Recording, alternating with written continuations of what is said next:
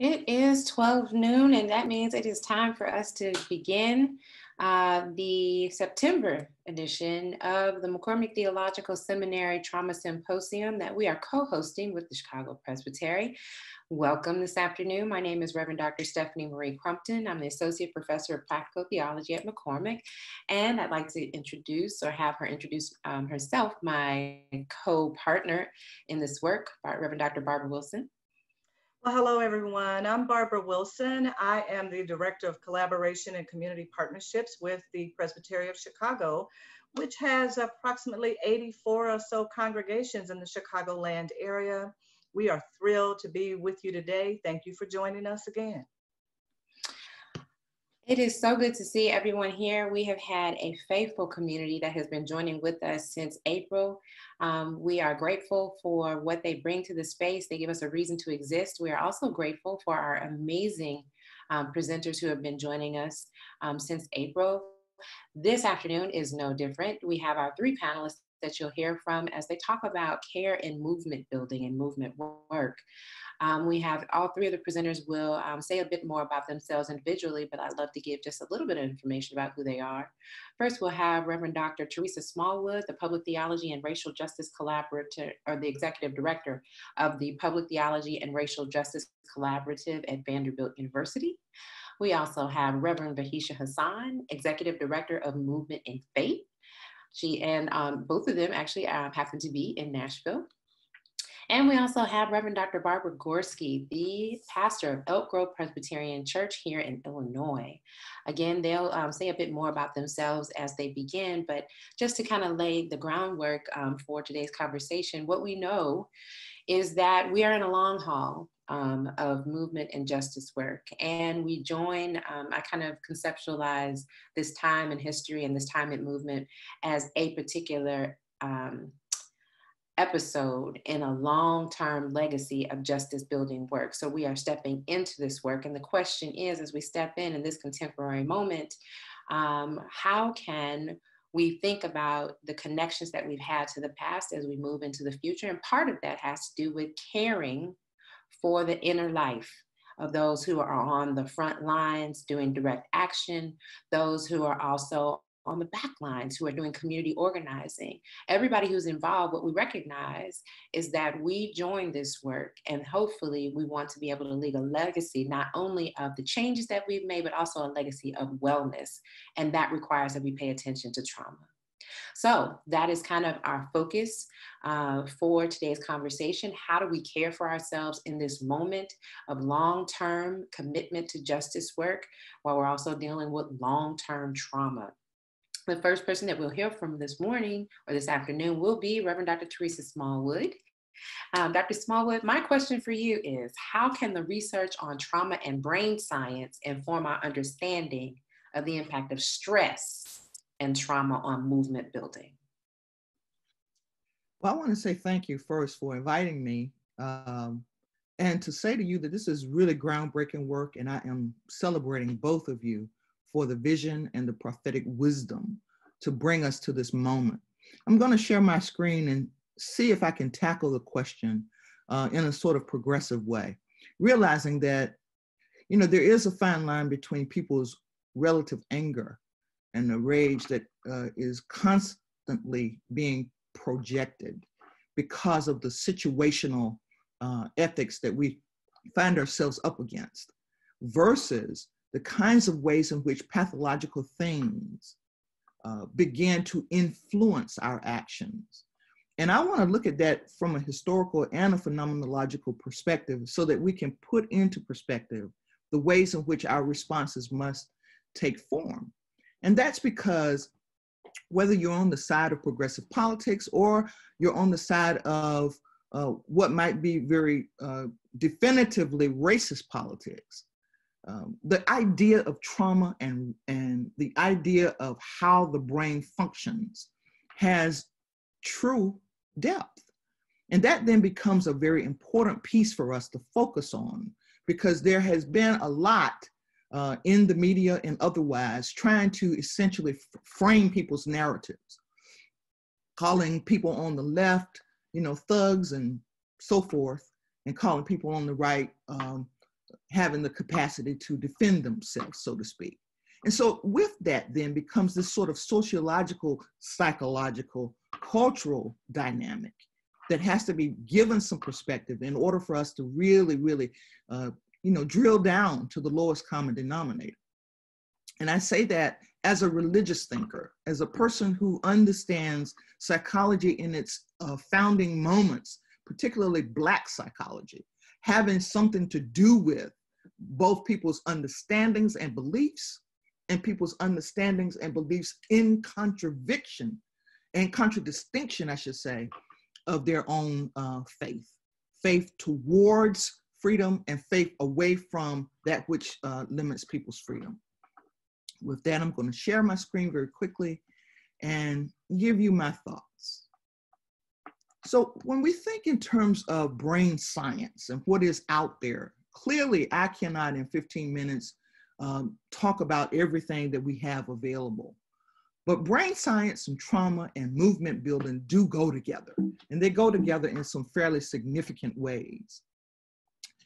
But neuroscience has broken through to some important pieces, and one that I want to focus on, certainly PTSD, this whole idea of how people's ideas of threat perception can be disturbed because of trauma.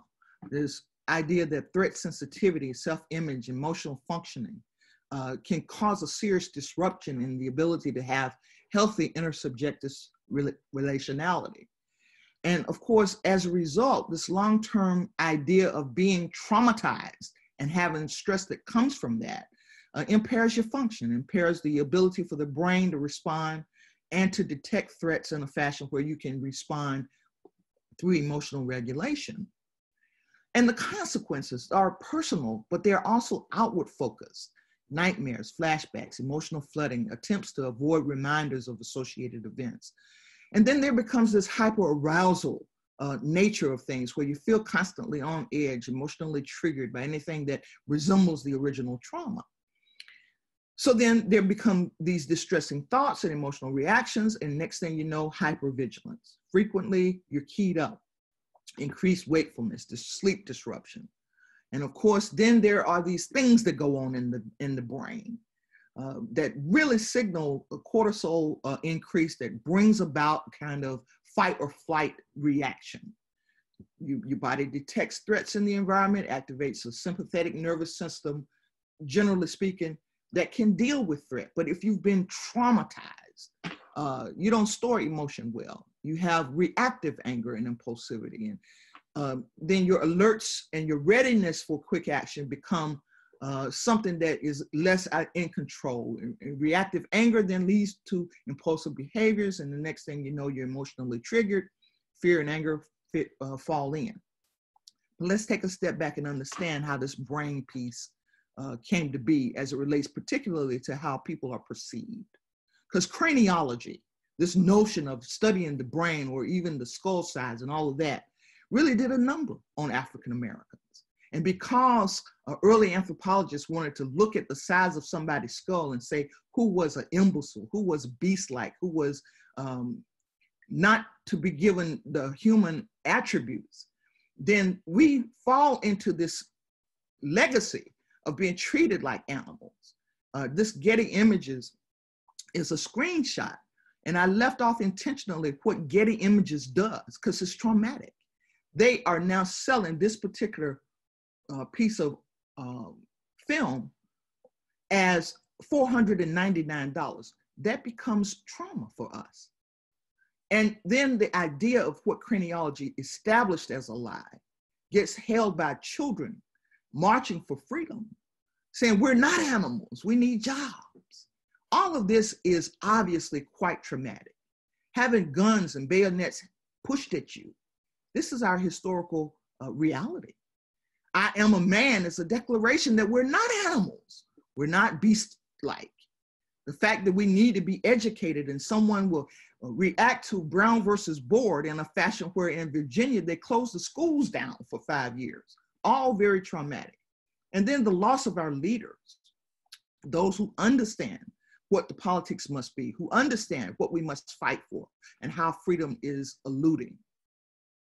And yet, even when we break through all of the capitalistic ways in which we've been held in shackles, we're still compared to beast-like brutes. This notion then, on the other side of the spectrum, becomes one that people want to fight up against. And understand, religiosity works in several different directions. So white supremacy operates from the perspective of Christianity, and it prays too.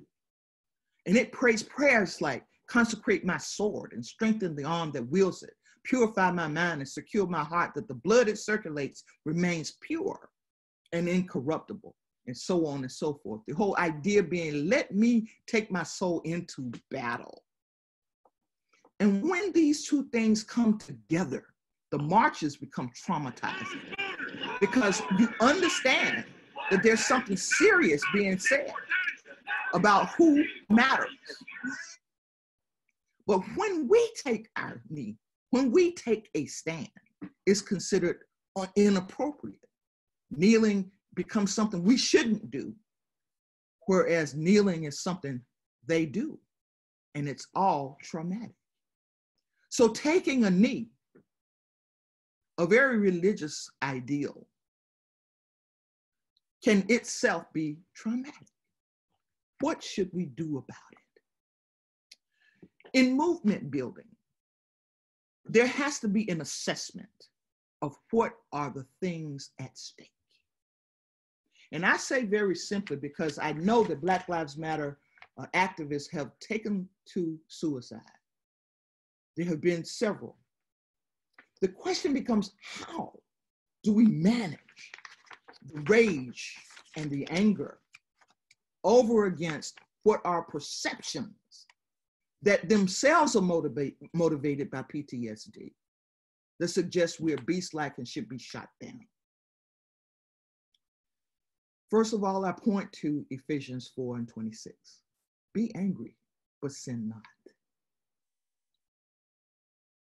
And then I say very simply, think before you speak. Once you are calm, express your anger. Get some exercise. Take some time out. Identify several possible solutions, not just one.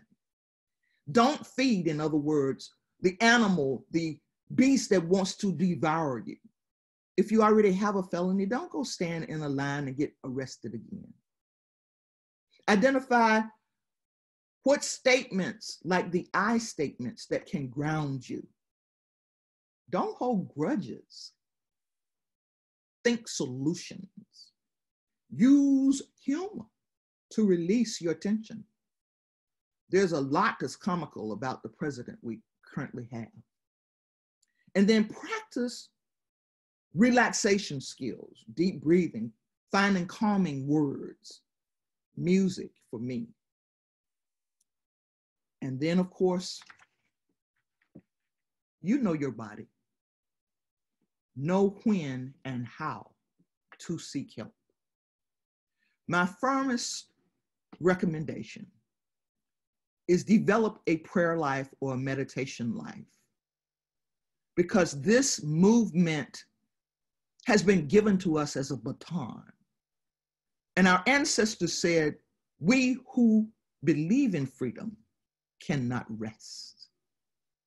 I simply say, we who believe in freedom cannot rest from the concept, but we must rest and restore ourselves in order to make movement happen. Thank you.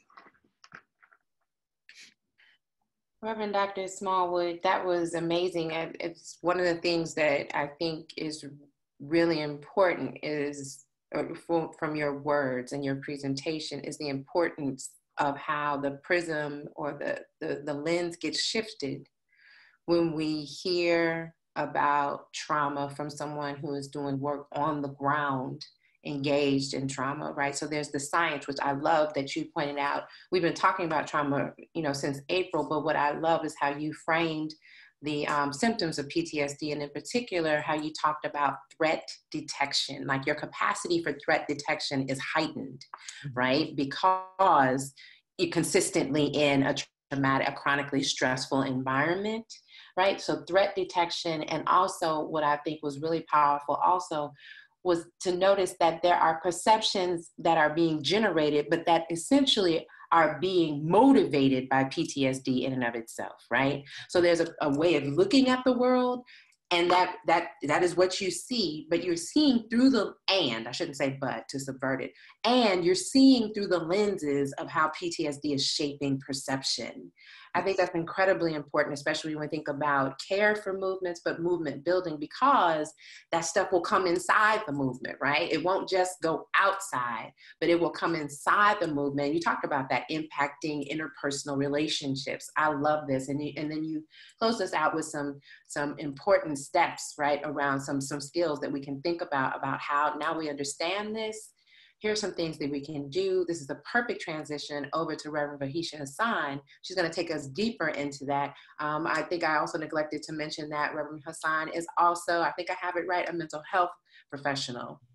And so she's going to give us some perspectives on that. Great work, Dr. Teresa. I'm really excited about how we will continue to engage you throughout this conversation. Reverend Hassan. Greetings, everyone, and thank you, Stephanie and Barbara, for inviting me in this way into this space. Thank you, Teresa and other Barbara, for being able to talk through these things together. I love spaces and opportunities to do this in this way. So I'm in Nashville. I really just tried to move to get closer to Teresa because Teresa, right? I've been here about a month, newly at American Baptist College, HBCU here in Nashville, and now director of our SEAL initiative, which is Social Justice, Equity, Advocacy, and Leadership. Really excited to do this work in this place. And I wear many hats. So like you said, as Executive Director of Movement and Faith, I kind of live and breathe and find my being in the intersections of faith, social justice, and mental health. So I co-sign in every way, everything Dr. Smallwood said and presented, and hope that we take these things into our body, and even pay attention to how we felt when certain images come up, how we felt when certain things are said, and that we don't leave our body at the door when we engage in this work. Embodying liberation, embodying activism, embodying this work in every way is a huge part of sustainability. So that's a little bit where I'm coming in and discussing strategies and ways for individuals and community and movement building to embrace like strengths and growth edges, and then impact upon the collective work. And then getting a little bit into age appropriate or generational concerns for these strategies. And one of my yummiest words is strategy. Like, let's have a strategy. Yes. And I get irritated quickly. That's the feeling that I notice in my body. When people are like, the protesters have no strategy and they blah, blah, blah. I'm always intrigued by this. So I'm going to delve into that a little bit. So let's talk about the ecology of movement, right? Not that there is like one movement. That's not a thing, right? So we're going to talk about an ecology of movement, a network, a framework of a broad span of things that work together for freedom, for liberation, to resist oppression, to live into the actual liberation that we seek. Because listen, I wasn't made just to fight, okay? I was made also to have abundant life, right? So I'm gonna resist and seek this liberation, but I'm also gonna lean in and live into this liberation while I yet breathe, okay? So let's do that together. So 3 strategies I'm going to present within this ecology of movement, and then give an impact of each. So one is learn your landscape. Turn to your neighbor in the box or at your house, your plant, talk to something. Learn your landscape, right? So this means things like social change theories, movement cycles. Somebody wrote something, tweeted a thread, op-ed, go to Medium. I mean, find sources, go to folks, right? Assata Shakur like showed the way, right? Angela Davis has made things clear. Just follow Dr. Smallwood around and you'll know everything that you need to know. Like, this is what I'm saying. Go learn your landscape, because this is not new. Whether you got here yesterday or you've been in it for 20 years, none of this is new. The earth has been groaning for liberation and for freedom. When the Brothers Johnson said, over a way with tears that have been watered, treading a path through the blood of the slaughter, that meant that there was a before you. Okay, so learn your landscape. The landscape didn't, we not going Christopher Columbus, the landscape didn't show up when you showed up, right? So these lyrics are not just lyrics, but are life things, humbling reminders. So enter into this resistant work and building work. So here both resistance and building, with a deep honoring of those who both have labored before you and who labor alongside you now. How you enter in is important. How you remain in is vital.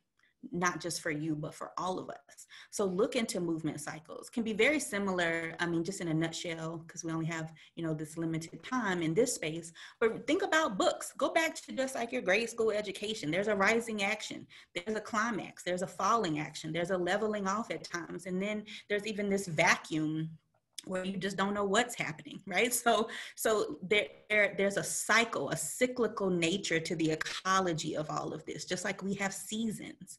So if you do that well and consistently, you'll be, I ain't say not none, but you'll be less bogged down in this is never going to change, or this will always look like this, or like all of those things that we can begin to tell ourselves, and that oppressive powers want us to believe. But as Dr. Smallwood said, I mean, we who believe in freedom, right? This is a belief structure. This is a belief base. So as for me, I center myself in seeking wisdoms of elders, and also looking to and appreciating and following the innovation of current and future generations. If you're coming in looking to only lead, houseway, it's not a thing, right? So lead and follow, walk along, journey alongside. That impact then is you have informed work. So you're doing work, but you now have informed work. And this is going to be lifelong learning. This is something that's not going to stop. So learn your landscape. Next strategy is learn yourself, yo.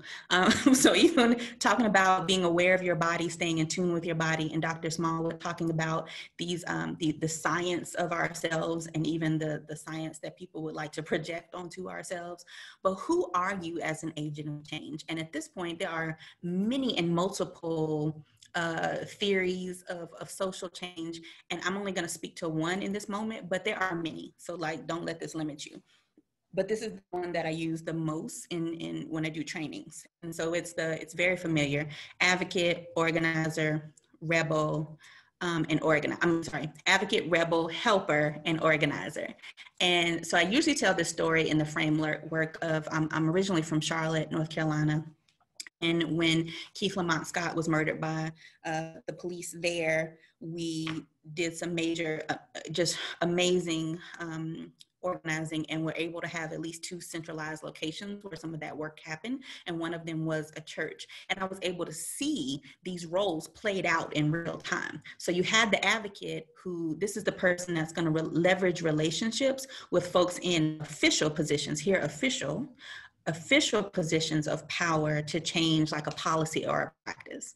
And I say official because I strongly believe in people's power. So I don't want it to be confused that power is all elected in all of the other ways that power shows up.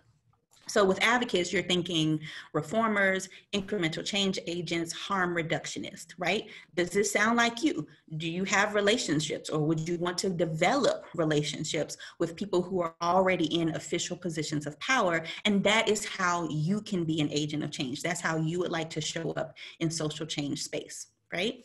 Then you have the helper, who's going to give direct service. Direct service to those who are directly impacted. So these are not people who are typically going to be doing things on behalf of people, but alongside and with people, right? And I'll give examples once I say all of them. And so then organizers are folks who are going to collect and connect people. collect and connect people to operate in the power of numbers, collective people power, and collective action. That's the yummy place. They're like, how can we get people who don't necessarily know each other but are doing good work or share a similar shared interest? How do we get those people together for greater impact? And then rebels. These are my favorite people now. I'm just gonna go on and tell you. I don't know participants, I can't see you, but if there's a rebel in the house, that's all I'm saying. I know Maryland out there, so I already know it's one. But for my rebels, these are people who intentionally disrupt. So did you hear that? Intentional, that's a strategy. Just wanna, okay. Intentionally disrupt to bring tension and pressure for change and amplify issues, right? So you have these different folks. So in Charlotte, we had the advocate folks who were meeting with the mayor, trying to get them not to bring in to get her not to bring in the National Guard. We were meeting with all these different folks who were in the position to say yay or nay to things we couldn't say yay or nay to in that moment. But then we had helpers. We had, and this you're never gonna see this on the news, right? We had 24-hour childcare, 24-hour. So you could bring your children to a secure place, have a whole process, daycare and childcare, pre-corona apocalypse, and then you could go and protest, or you could go and serve in whatever capacity that was available for you. We had mental health practitioners who 24 hours showed up. We had street medics, street medics in this moment, for lack of a better term, but street medics who volunteered their time. So they were given direct help to those directly impacted. So for folks who were tear gassed, for folks who were going through. So these are the helpers. Organizers is how all of that was made possible. How do we get the keys to that building? How do we, how do we tell people where to drop ship water and supplies? And we did trainings out of there, and we did just many and multiple things, but that took organizers, that took people bringing the street medics to the same place, bringing the mental health practitioners to the same place, bringing the helpers to the same place, letting the rebels know, hey, this is where you can come crash, this is where you can come be held, this is a place for you. So that, and then we had the rebels who was out there getting it, right? They were shutting it down, so that enough attention was brought and pressure was brought to bear that it just couldn't be swept under the rug, that another Black life was lost or taken, excuse me. So, and the impact of that is to inform your orientation to movement spaces, right? So you have learn yourself, who are you as an agent of social change, and this will inform your orientation to the spaces that you're in. So then you spend more time playing your position rather than determining how others should be moving, because we get a lot with that. So that shows up in this nonviolent versus quote unquote violent protests, right? This shows up in BLM support, Black Lives Matter support as a sentence or as a campaign or as a framework, but then, but we don't adhere to the official platform of the BLM, right? This shows up as, I am theologically conservative, but I'm socially progressive. What? Okay, so then we get into all of these places, but hey, at least these people know who they are, but this should be an informed orientation to movement spaces. And then lastly, the third strategy is learn your people. Listen now. Learn your people. Connect to a collective for collective power. I mean, who said I'm a movement, but I'm a force by myself, but I'm a movement when we together? Ain't that what they said? So that's the deal. So I know that organizations are not perfect. Collectives are not perfect. Churches are not perfect. Communities are not perfect, but connect to those so that you can have collective power and do this in community in conjunction with others. This is not work that is meant to be done by yourself. So learn your people. Who wants to rock the way you want to rock? Who wants to roll the way you want to roll? And get with them and go. Go do all the things, and we can labor in this freedom together. So the impact of learning your people is to inform your relationships in your community. And you know who you are, you know whose you are, and your community knows who you are. No stranger danger, okay? So these are your strategies. Strategies and community are your friends. Growth areas, I get into, just throw the whole binaries away. And I'm not just talking about genders. Yeah, throw those away too. But all the binaries of thought, these deeply entrenched right and wrong, these us or them, right? So even the way we show up generationally, because that was another of the aspects, allow people to express their own needs, their own desires, their own goals, their own strengths, their own growth edges, rather than just our projected versions of each of these generations that show up, right? So, okay, we have learned all the different ways that millennials, we think they can be or not be. But how about they get to express themselves, say who they are, like accept the person before you, not just projected concepts, and then build relationships rather than proximity judgments of very stereotypical ways of generational concepts, right? And then lastly, I'm gonna leave you with this, because this is deeply, I'm gonna take a breath, because this is a place for me in this moment. Once you do and are, like not saying that you're not, but you learn your landscape, you learn yourself, you learn your people, you have informed work, you have informed your orientation to movement practice, and you have informed relationships with community. And I really want you to give some thoughts to your model of liberation, to your concept of freedom. If you won tomorrow, who is still left unfree? If everything you believe about freedom and liberation happened tomorrow, is anyone left out? Is anyone's liberation still at stake? Is anyone still having to resist and fight in the exact same ways you were? If so, you have not won. And therefore we have not won. Because I am, because you are, and my liberation is bound in your liberation. And that is the deal. So do that deep work and that thought as you move in these spaces. And I'm grateful to be in this work with you. Thank you. Reverend Rahisha, just amazing. You blew us away. I'm like lit up between you, Dr. Teresa. One of the things that I think what really stood out to me was the importance of knowing who you are, your role, right? So that you can not only be in your role and not be bothered being concerned with someone else's role, but also you paired that with the importance of understanding the movement cycle, right? So knowing who you are as you enter a space, a group of people at a particular time, right? And so what you really brought to the fore for me, several things, but was the importance of not just, first of all, seeing this work as long-term work, and not just committing to the moment, which oftentimes is the direct action engagement, but to recognize that there's more than direct action. Direct action, primarily who you're talking about, the rebels, right, are the folks that we see there.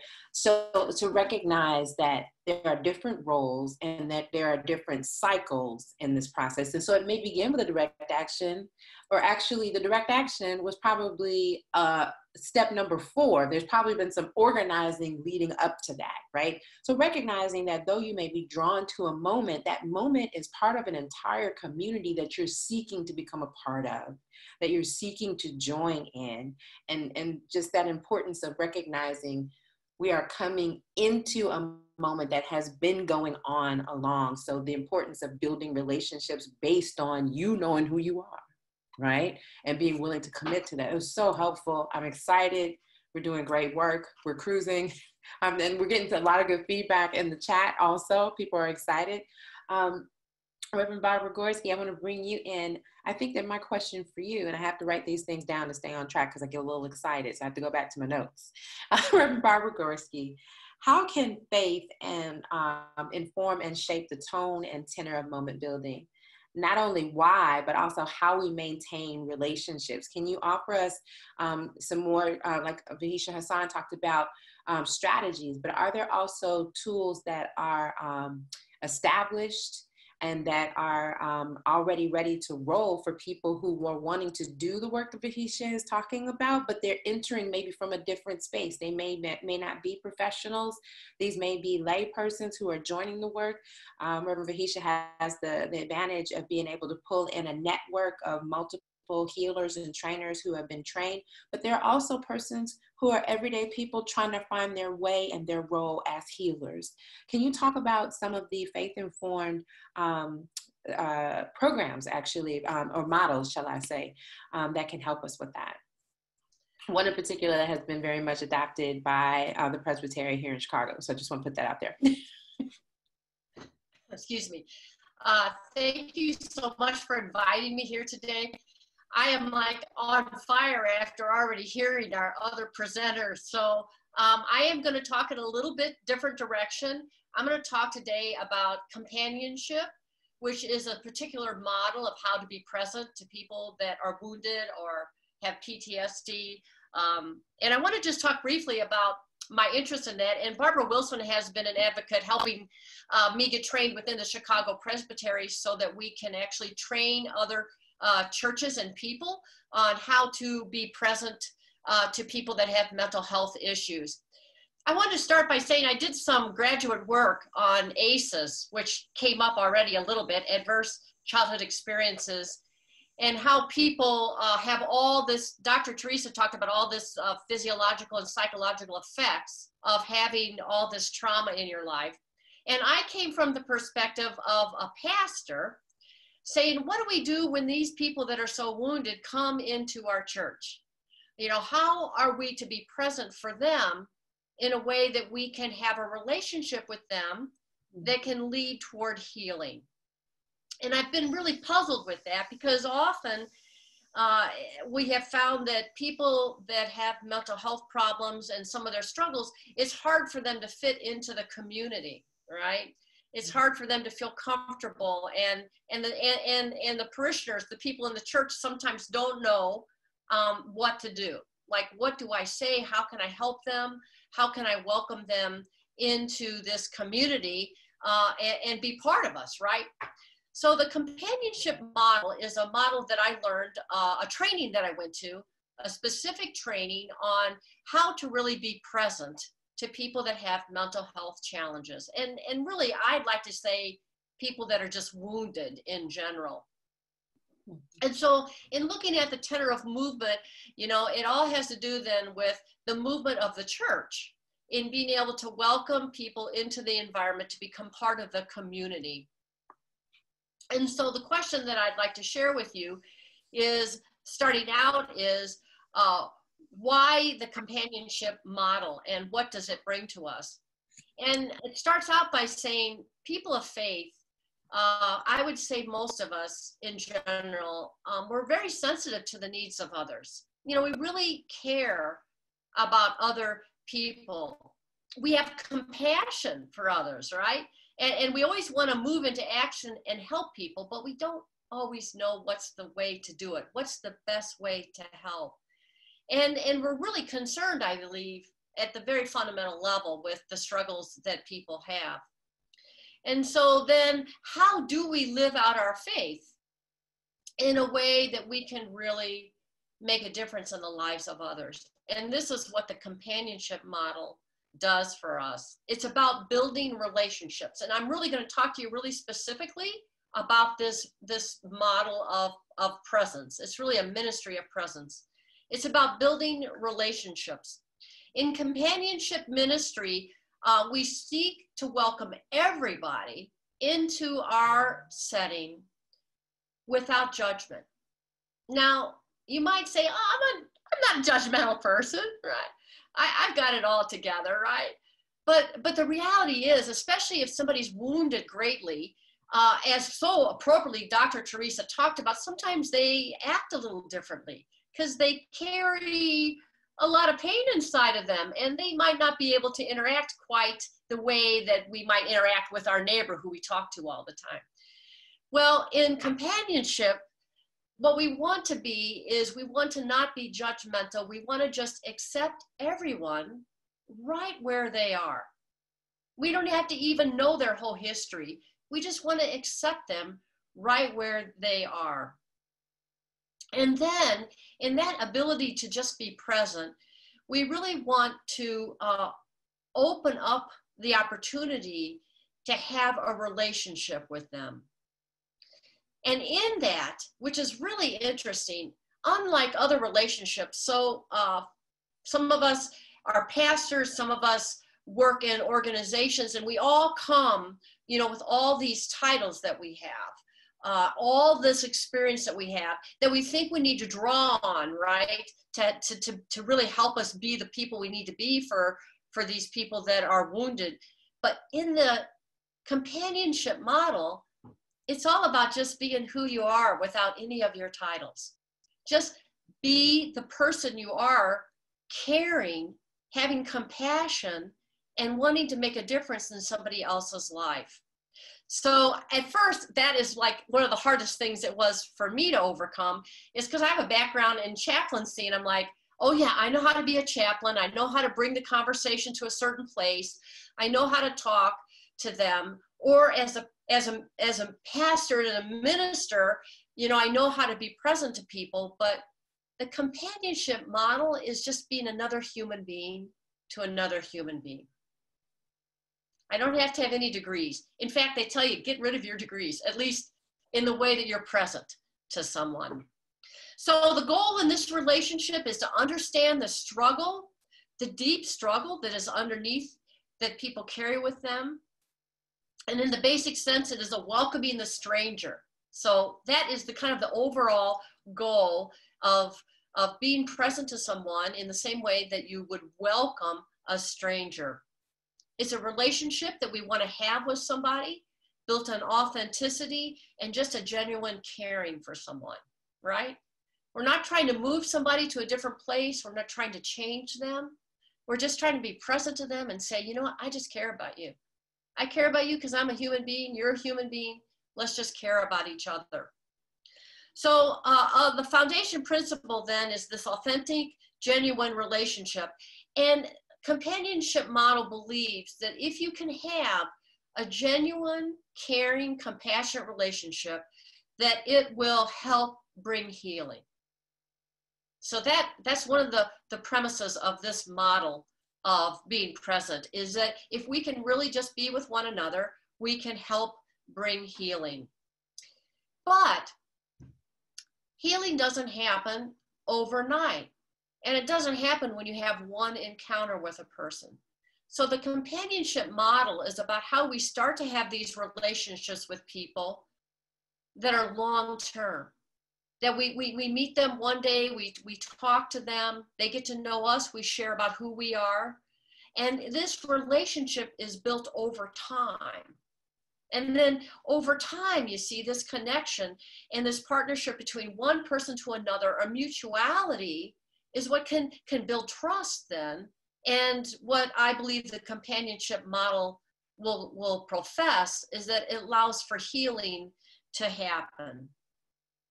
So the aim of the companionship model is that the person being companioned, right? So the person that you just are walking with, a person that comes maybe into your church, maybe just into your community, and you become friends with them, that they find recovery and healing, but even more that they find a way to finally become engaged in the community again. And that can be really important because sometimes people that have mental health illnesses or just really severely wounded, they have trouble feeling like they're safe in a community and that they belong in a community and that they have something to contribute to a community.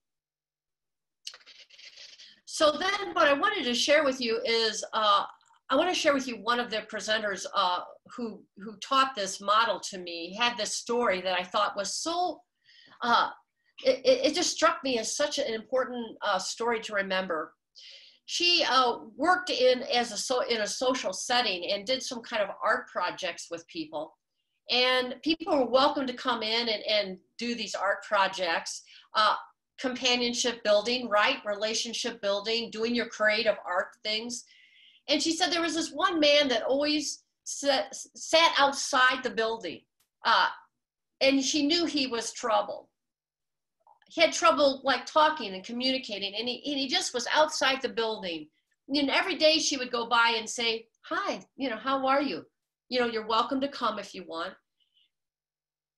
Weeks and weeks and weeks it took before he would come in, or that he would even change that approach of sitting outside. But she said gradually over time, this man started to come in. And then he would sit on the outside of the community. And then pretty soon he was joining in with the gathering of doing art projects. And it was an example of how it takes time to build trust and to have these kind of relationships be solid enough that a person who might not trust somebody else can finally trust another person. So what does a relationship look like when you follow the companionship model? There's mutual sharing, one to another. There's mutual sharing about my interests to somebody else's interests, my needs and their needs. It's very different than the model in which I am a caregiver and they're the care receiver. So I think this is like really important to know the difference in this model. I'm not the expert that's got the answers for them. I'm not the one who can tell them what they need to do. There's a mutuality. And really, I'm just trying to help them find resources and help them connect with me, and then maybe eventually connect to some more people. So it's very different, again, just going back to this previous models of where your credentials were what's important. Oh, you're a social worker, so you should really be able to handle this. Or you're a chaplain, so you know what to do. This is really just about everyday people. And this is what I like about this, and why Barbara Wilson and I and also David Thornton have been very excited about bringing it to the churches. This is a model we can use in our churches where everyday people, lay people, can learn how to just be a companion to somebody else. So 3 important things about companionship. It's a relationship that responds to distress and suffering. So the ones that you want to companion are people, of course, that have had some pain in their life, that have experienced some problems, some woundedness. Also, companionship is a relationship supportive of recovery and wellness. So you're not just only a friend and have a mutual relationship, but then you also try to help find resources for them, right? Resources that can really help them in ways that they might need. Maybe they need health care. Maybe they need to see a dentist. Maybe they need to see a counselor. It could be that they could use counseling. Maybe they need some medicine, some things like that. So you help them, guide them to ways like that, but you do it as a friend, not as an expert. And then the third thing that was really important is companionship is a public relationship. It's not like you go out into a room, close the door, and you do counseling, where you talk about really private things. This is a public thing. They encourage everything that you do, these kind of relationships, to be happening in open spaces where other people are around. So you don't have to be leery of what's happening. And the person that needs to feel like they're part of the community can feel safe. They don't have to worry what you're going to do if you take them to another space. So it's a public relationship. It's not case management. It is not functioning as a social worker, and it is not being a chaplain. It's being a friend. And one model from scripture that is the foundation of this companionship ministry of presence is the scripture about the Good Samaritan. So I think we're probably all familiar with that. I'm not going to read the story to you. But you remember that if you really look at the story of the Good Samaritan, there's reasons why each person went ahead and passed them by, or the one person finally stopped to give help, right? So there's the no give judgment on who helped or who didn't help. And then it's about also the one that helped being a companion to that person. So not only did that person stop and help their immediate needs, but then what did they do? They took him to a place where they could get some medical care, where the wounded man could be connected to somebody who could take care of him, to the resources he needed for him to rest and recover. And then finally, this companion, another great type of companion, who stopped and helped this wounded man, he also followed up later. He had a continual relationship with this person. And I think if you think of the Good Samaritan, it's a good way to see what the companionship model of being present is really about. It kind of helps summarizes it. So just to kind of conclude in summary, just the key things about it, it's about basic human relationships between two equals. It's a response to somebody who's in distress and who might be isolated. It is not about fixing a person. It's not about trying to change them in any way. Companionship model is about a public relationship where other things, it's out in the open, people can see what's happening. It aims at mutuality, and it recognizes at the very core our need for community involvement. So I'm hoping, thankful that Barbara Wilson has brought this model to the Presbytery and that we're going to be sharing it with our churches. I think it's a model that can help people who are just everyday people be able to be a friend to somebody who is struggling in one of a million different ways. So this kind of concludes my part of my presentation on companionship, the ministry of being present. Barbara, I really appreciate what you've offered. It really sounds like a really compassionate and grounded experience. I do have a couple of questions though, and this is always me kind of poking at the church. Let me just own that, right? So my poke question for the church is that this sounds like an amazing opportunity, especially when we think about roles that the church can play in supporting movement building and creating spaces where companionship is happening for persons who are coming to churches where there's been training for this. But Mama, I'm gonna be honest, I'm also very aware that there are moments where church folk can be trained and mean well, but then there also is the stigma, right, around mental health challenges, right? And so my question becomes, what happens, is it possible, let me ask, is it possible for someone's faith beliefs around mental health to actually get in the way of being an effective companion? And does the model build in a way to address that? Because people can be doing, I'm aware that people can do more than one thing at the same time. They can be compassionate and caring and still also harbor some beliefs about mental health that can get in the way of being an effective companion. Wow, okay, so that was a very complex question. I'm hoping I'm gonna answer it in its fullness, and it's an excellent question. I think, first of all, we have not begun to actually teach this model yet. We're just getting started on it. And I do think there's some very negative stigmas around people that have mental health issues.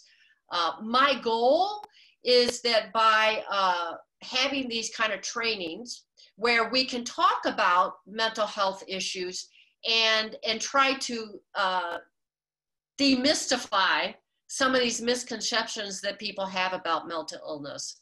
Mm-hmm. I think it will be a challenge, but I will tell you, Stephanie, that we do have churches that have actually come to the Presbytery because they want to know how to be more present to people that are struggling. And so I think there is a heartfelt desire to really be able to address it. And, you know, I'm hoping and praying that that heartfelt desire will help all of us work through some of the things that are not true about people with mental health problems and help us to start seeing them as just another person, right? But I think it is a challenge. I'm going to remain hopeful. Okay. I really appreciate that response. I'm hoping, and maybe there are ways in which McCormick can join around the theological wrestling that's required to ground somebody for compassionate care. Stephanie, can I jump in for a minute? Yeah, jump in. So I wanted to say, I think one of the reasons that the companionship model is helpful, although it was birthed out of the mental illness, the movement of supporting folks living with mental illness, it's a very basic model. At the end of the day, who are you? I heard the other two presenters say, who are you?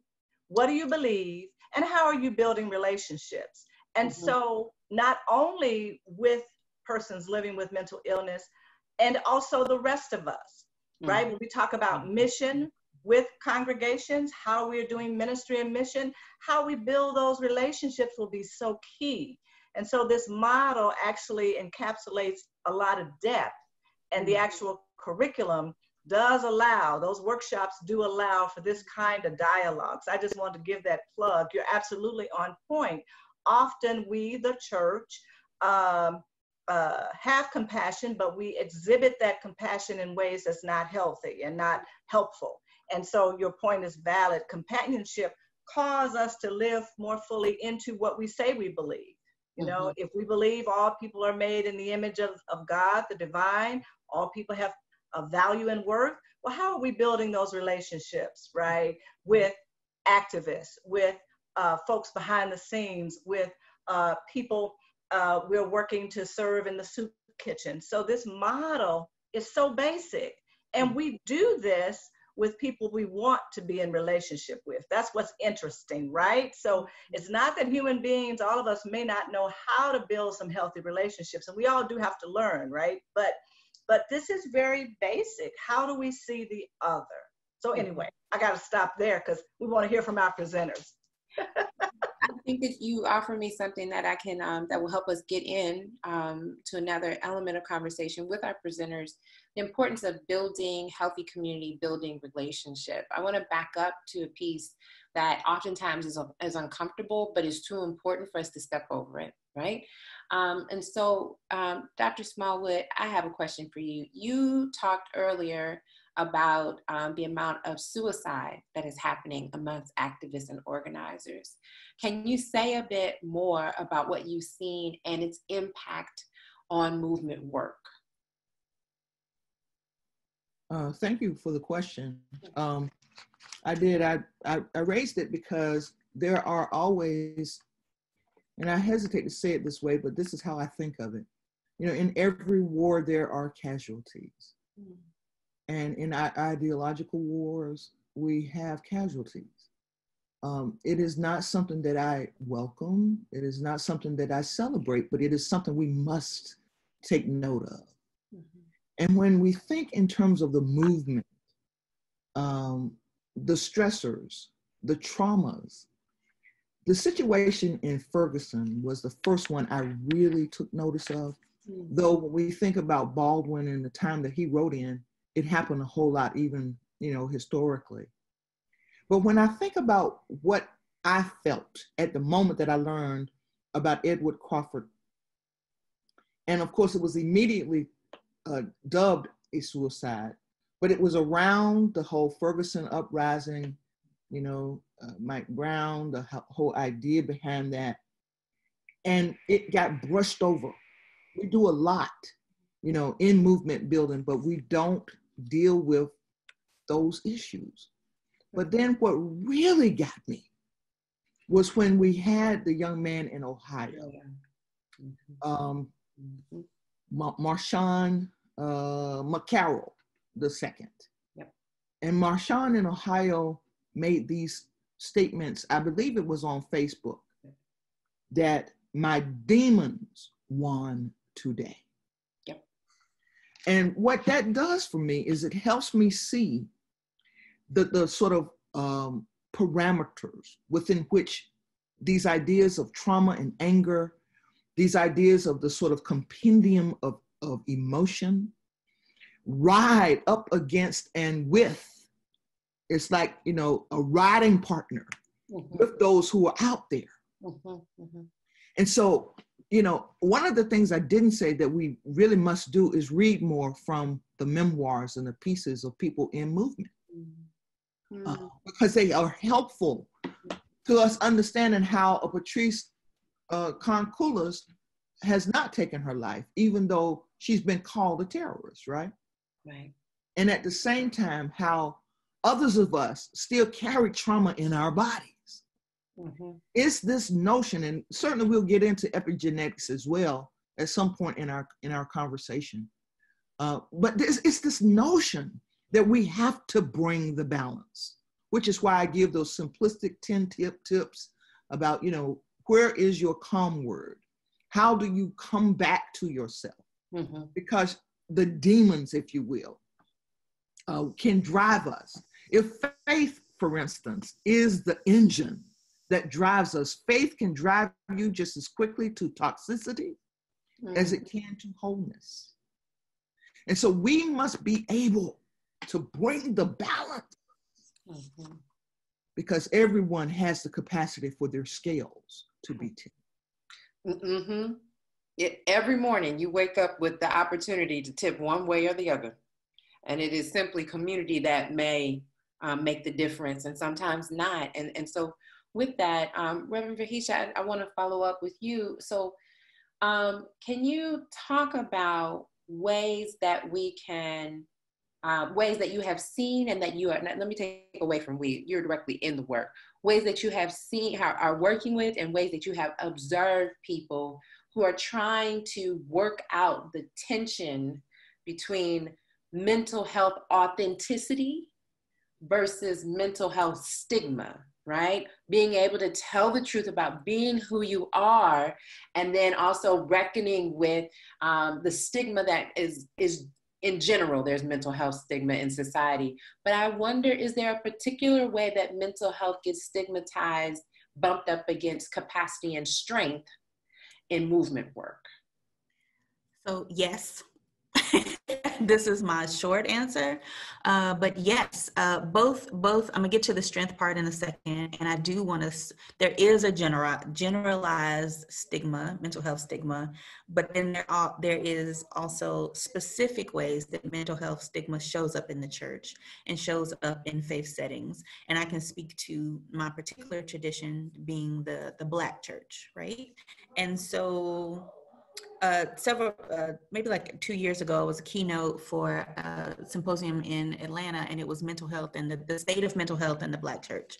And I discussed in that setting about how we are committing spiritual malpractice in our churches, okay? And how we are preaching and teaching and framing mental health as weaknesses and or absences of faith. That you have a faith issue, as opposed to what is, I strongly want to emphasize, is a human condition, right? That both needs and deserves healing and support. And I want to put both of those out, the need and deserve, because whether we're talking about it in faith settings and Black church, or whether we're talking about it in our society in general, just really owning and acknowledging that stigma is a value judgment. Stigma is a value judgment. You are in essence a proponent that somehow this person does not deserve healing, does not deserve support, does not deserve care. It is this underlying, not always directly stated way of saying, what did they do? How did they get this way?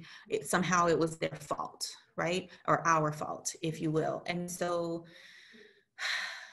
how do we undo some of that? How do we unlearn the way that we have approached scripture? How do we unlearn the way that we don't do deep exegetical examination of our text? And so I typically lift the Job text as the quickest in that way. And I just go to Job, and, you know, in my beautiful Black preaching tradition, they was like, double for your trouble. Job got double for your trouble.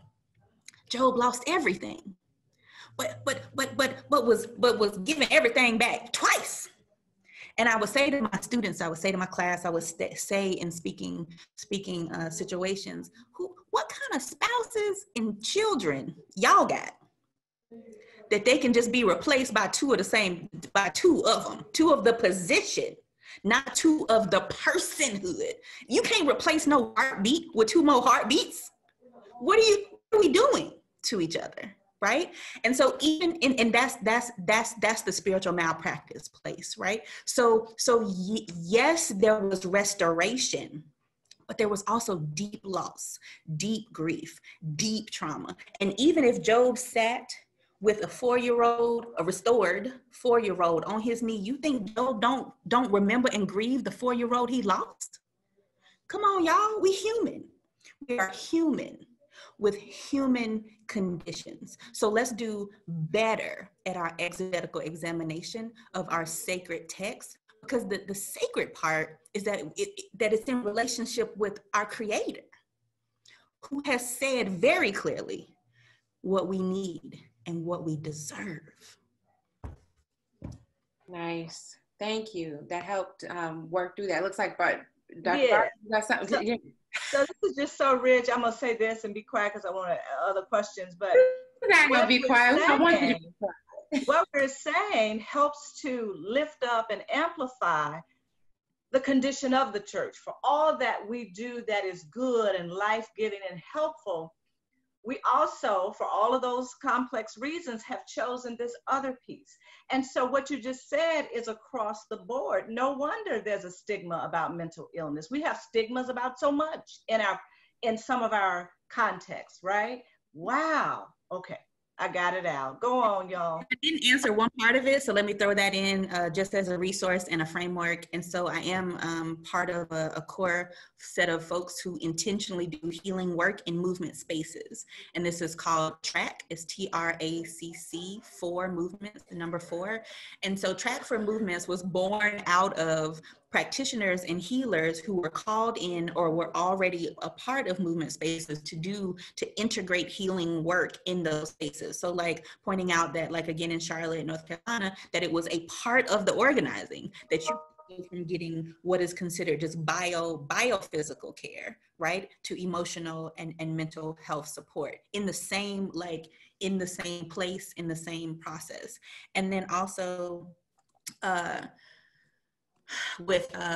participated in emotional healing circles with some Ferguson activists. That was so amazing. And this is like beautiful Black and brown led work, these emotional healing circles. And it was amazing. And you started in some deep traditions of storytelling and just getting into your lineage and history. These folks got, on a path to healing and free just by sharing stories and realizing so many of them shared trauma.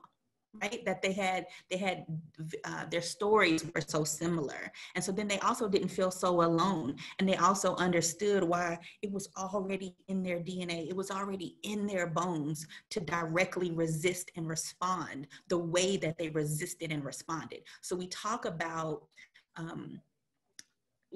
trauma responses, but we also have resilience responses, right? We also have resistance responses. Like the same way you can pass down, because you talk about stigma everywhere, Barbara. We passed generational poverty and generational poverty. Ain't nobody talking about generational wealth. Like what we wait, right? So like I was on an island at this one thing, and I told a little bit about my story, and my mom was, when she was pregnant with me, she was like houselessness, right? So she didn't have a specific home to go to of her own. And they were like, rich white folk were like, how did you just pulled yourself out of this? And, how did you come out of this to, be who you are, da, da, da. And they had talked about their story of being wealthy and what wealthy. And I was like, how did you pull yourself out of this wealthiness and just not caring for other folk and just hoarding wealth in this way? How did you pull yourself out of this? And they were like, so things can be shared, lines can go through, stigma has ways. We put the stigma on not having what capitalism says is poverty, right? And then but then there's not the same type of stigma on wealth in different places, not the same. There are some stigmas with wealth, obviously. So this is the work. And so how do we integrate care, integrate wellness, like make it a part of, not just an afterthought, not an addition, not an add-on, but in every of the ways that we both show up in our bodies and show up in this resistance work, and show up with our sacred texts, show up in church, show up in our spaces. Thank you so much. So much. This is such a rich conversation. Folks from the community are getting involved. There's a question here from Christy Goodwin directed to Dr. Teresa, and her question is there a way that those who are on the front lines in movement work can be protected, not just mentally, but actually physically? Christy, I'm not sure you ready for my answer, but yes. If we know our history, we know that the civil rights movement could not have seated as a nonviolent direct action principle without there being some Negroes with guns. It is a very clear message now that the president is seeking to situate a new civil war so that it will give him impetus for this law and order context. So for me, the greatest physical protection is the Spirit of God. And I understand that sounds very otherworldly, but it's not. It is not. I do not advocate weapons, but I know that they have value and they have shown up in movement work throughout our history. I know that you all know about the NFAC. I know that you know that just as much. We might not know about them. Tell us about them. It's the Not Fucking Around Coalition. Oh. I try to be nice. You did, and I thought it was an organized institution. She's about to say it now. But the reason I raised this is because, you know, there's room for all kinds. Reverend Vahisha Hassan has raised, there are rebels out there. And the rebels have the right still in our country to bear arms. My concern is that we not play into the strategies of the enemy. And so even though I know that we look to our moral sense of things sometimes can end up on the arc of protectionism as it relates to our physicality, I am saying to you that I still believe in nonviolence, but I also believe in the capacity for those who see the weapons as important to help usher in nonviolence. What the Deacons of Defense did was to make protest safe. They didn't go for the purpose of trying to shoot someone. They went for the purpose of trying to bring the balance. So we do have to face that. But the truest way to be physically protected is to be in the arms of God. That's how I see it. I was not being funny when I did not know what the NFAC is, and now I know. You might want to Google it. I don't think I think I know some committee members. I might know a couple chapter presidents. I might know. Listen, the uptick of white militia, it begs the question, right? And we have to be cognizant of what is there. Because one thing we don't want to be is divided.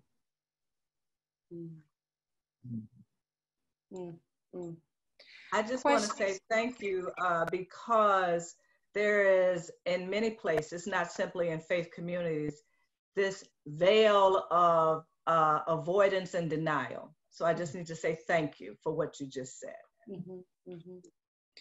What are, for all three of our panelists, what are your greatest concerns that you see when we think about movement work? And I'm going to even contextualize it because we're talking about trauma and care for movements. And what I recognize, and as you mentioned just now, there's an uptick in militia. There's a lot happening in the streets right now.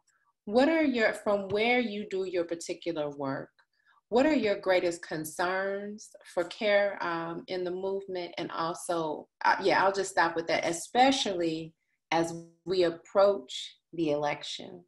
And it's not just the election, but it's the ramp up to the election. What are your biggest concerns? And then we'll close out with a question that looks at the other side of it. But what are your biggest concerns about movement work, movement building, and trauma as we move towards the election? And if you have any ideas about how to address that, and you all are welcome to chime in at will. I'll go, since I'm probably the oldest. my biggest concern, particularly here in my regional and local area, is the fact that we have people utilizing and deploying legislation, as a means of oppressing and suppressing people's freedoms. So for instance, Trey Hargett, who is the speaker here in Tennessee legislature, issued a piece of legislation that would make it a felony for people to express their peaceful protest. Right. Now, my biggest concern is that we have a lot of young people who are full of rage, full of good sense though, but at the same time, it's teetering on the brink of absolute combustion. And I am concerned that there is not a greater intergenerational support for that. I'm concerned that I'm 60 years old, and my generation of people and people older than me who have some wisdom here are not standing out there being the physical shield against them.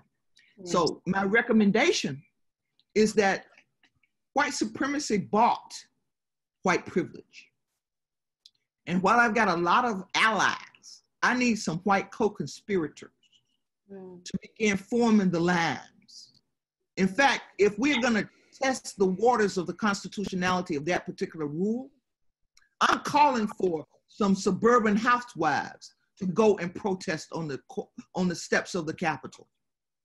Because what I know is the racist animus that brought that law to bear would never prosecute them as felons. And then we have a basis for both proving your intent for bringing racist legislation and a way to bring it to its knees. What I love about what you said, and because sometimes we think about care as gentle and fun and soft, but you're letting us know that allyship and direct engagement is an act of care. It's not just, it is a form of resistance, but it is care. Allyship involved in direct action, creating barriers for safety, is an act of care. Very good. Reverend Gorski, Reverend Hassan, would you like to chime in? I'll say that goes to back to the stigma and even the deserving, right? So there's a value judgment that these protesters, that resistors, that we deserve to be felons, that we are already felons, right? So just enacting a law to make policy into a stigma, into a judgment. And that is what is happening. And so yes, so both direct action put some things at risk, and also, but if you at the country club with them, if you the rebel white suburban mom, the housewife, right, go rebel out there. If you at the country club or at the same whatever church with whoever put this law in thing, then you an advocate, go that route.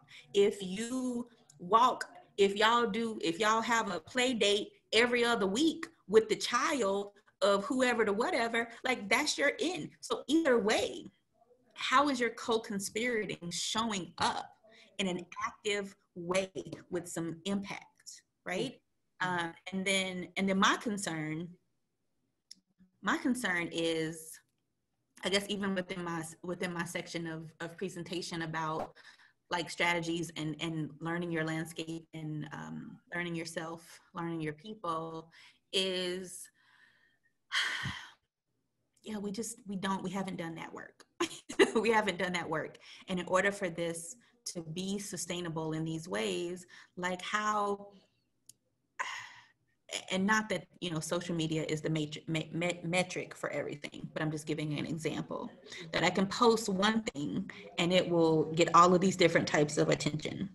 But Movement for Black Lives just had a Black National Convention. An unprecedented, not totally unprecedented, but a continuation of deep liberatory work in an electoral basis. And people are still looking for our very specific parties to like, well, how are we gonna door knock now? Or how are we gonna do this now? How are we gonna do this in the COVID? And I'm like, Movement for for Black Lives has a whole platform. They have Breathe Acts that are being written, policy that is being written in all of these different states about making it illegal, making it policy around the violence that is used in Black lives. Like, policy is happening. So not even just resisting policy, right? But how are we supporting policy that's being enacted? How do you not know Movement for Black Lives? How have you never clicked on the website? How do you not know what a Highlander Center is? How you don't know what the Public Theology Racial Justice Collaborative is doing? How you don't know, right? How are we defaulting to our very comfortable, the way we have always done the things? And there are iterations, current iterations of liberatory work happening, and we're still waiting for MLK Jr., and we're still waiting. And I mean, even at the end of Malcolm X, y'all remember the movie? At the end, I mean, you want to talk about prophetic. At the end of Malcolm X movie, when every person out of their own body, in their own bodysuit, said, I am Malcolm X. I am Malcolm X. How many years ago was that? And we're still waiting. There is no waiting. We are the ones. Fannie Lou, it was very clear. We are the ones that we've been waiting for. And Movement for Black Lives are the ones that we've been waiting for. Highlander Center are the ones that we've been waiting for. Public theologians are the ones that we've been waiting for. You sitting there are the ones. And the wait is over because you're right here. That's my concern. Reverend Gorski. Oh my gosh, it's hard to follow that. I don't know that I have any real wise words. This is the thing I struggle with the church, is that in every church we hold such diversity, and so many diversity in terms of theological thought as well as political sides. I talk to colleagues who have to be careful if they do too much justice preaching, right? Because people don't like it. And I think the challenge for us is to be bold and continue the pressure of speaking the truth that I believe Jesus Christ speaks to us every day, of every person is equal. Everybody deserves equal resources, equal voice. I think we just have to keep pushing for that. And I think, as Dr. Hassan said, sometimes we get comfortable and we just think we don't want to push too much because it everybody gets kind of nervous and people get uncomfortable. And I think we have to the church has to live with being uncomfortable where we are right now, and to be continually pushing for a future that we don't have yet. But that's my final word on that. So my flip side, go ahead, Barbara. It looks like you were going to say something too. Yeah, just my quick final word is a thank you, but also to say, I think that to answer Reverend Hassan and Reverend Gorski's comments, part of it is, it comes at a cost. Dr. Teresa has led us, and so since it comes at a cost, whether it's within the BL Matter movement or outside the white church, this church, it comes at a cost, and we're not quite ready to pay that, but we can talk about that next time. Go ahead, Steph.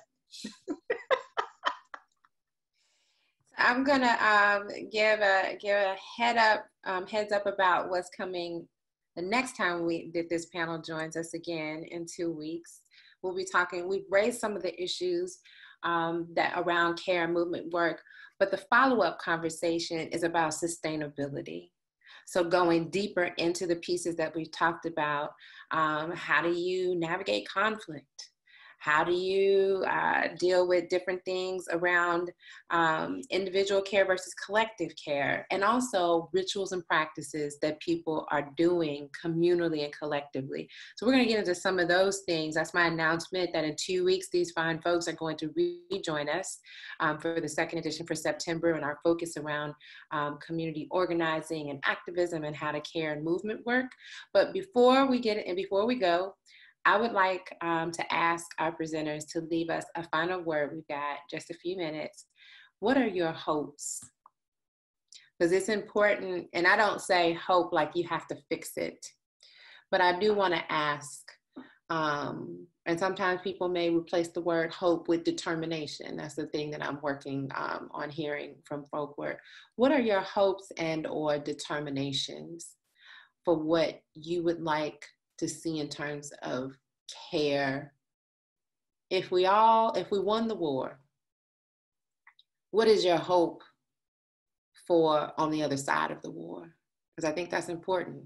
What is your hope for on the other side of the war? What is your hope for movement work on the other side?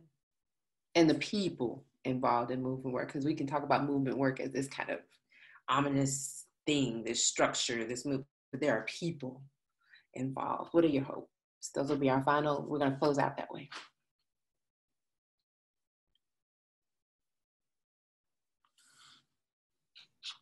I'll go. So I appreciate the word hope. I don't think that it has to be a watered down pie in the sky concept. I mean, my sacred text makes clear that hope is a powerful, powerful gift. And I am hoping that, well, one, I'm with Marilyn. I believe that we will win. That is my framework of social change, one of them. And when the winning happens, right? When the winning happens and we've won our concept of liberation or freedom, or at least, not having to resist in these very specific ways. My hope is that on the other side is that we are transformed by the win, that we are transformed by the struggle that it took for the win, that we are transformed by the war, that we are transformed by the resistance, that we are transformed by needing to do that in community, that we are transformed by what we have learned, that we are transformed by what we have experienced, that we are transformed by the wrestle, that we are transformed by the win, and that we can lean in to that transformed place in a way that we've never experienced before, because we will have to be transformed because we will be in a never before place, a new place that we can make it be what it can be for all of us. That is my hope.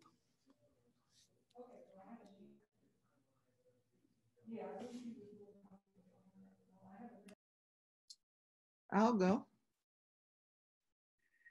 So I visited the African American Museum in Memphis, and the first time there I saw this picture of a Black body hanging in effigy over it looked to be an electrical line. And a sign had been placed around the neck of that effigy where it had been burned. The body had been completely burned. And it said, "This nigga voted." And I've always kept that image in my mind because it gives me hope. The hope is that everybody will vote. They're conscious. But I hope Black people will vote in accordance with our best selves. And what I believe is that if we do that, if we show up to the polls, we will have given our ancestors honor for the things that they have won for us. We will have given ourselves hope for better and brighter days. And on the other end of it, when we no longer have to deal with that orange tea rump, my hope is that the lion can lay down with the lamb. I recognize the lion will always be the lion, and the lamb will always be the lamb. But if we can just find a way to do as my brother said, all get along, that would be my hope. Well, again, it's hard to follow such wise words, and transformation fund was the word that I was thinking about as I was even putting together what I hope for. I definitely think, transformation is what's going to have to happen in all those areas that Hassan talked about. But my hope is that individual transformation can happen in a way that every person realizes the ways that they need to grow and change. And I think it's with the individual change built on community, then built on communities together, continues this growth that can end up with a changed world. We all need to be transformed. We all need to find a new way to live together. And that is my hope that that can happen. Thank you. You all have been entirely amazing. I am so grateful for you all taking time during this very busy season in everyone's lives. Thank you for sharing yourselves. Thank you for the gathered community that continues to engage and support us every 2 weeks, essentially. We thank you. So again, in 2 weeks, we will have this wonderful panel assembled again, and we're going to talk about sustainability. We've raised the issues. We've gotten some really good information, and not just information up here, but some information that can soak down into the heart. And so we want to continue with that work to now talk about, now that we're in the hearts, now we're in these bodies, how can we talk about long-term sustainability, some actual practices, processes, commitments around long-term sustainability in care for movements where people are experiencing trauma and yet still pushing, yet still being resilient. Thank you so much to our panelists. Thank you so much for my co-partner and laborer in this work, Reverend Dr. Barbara Wilson from Chicago Presbytery. Thank you all for joining us. We will see you in 2 weeks. Take good care and take to heart the commitment to care for yourselves as you do this work. We'll see you at the end of the month.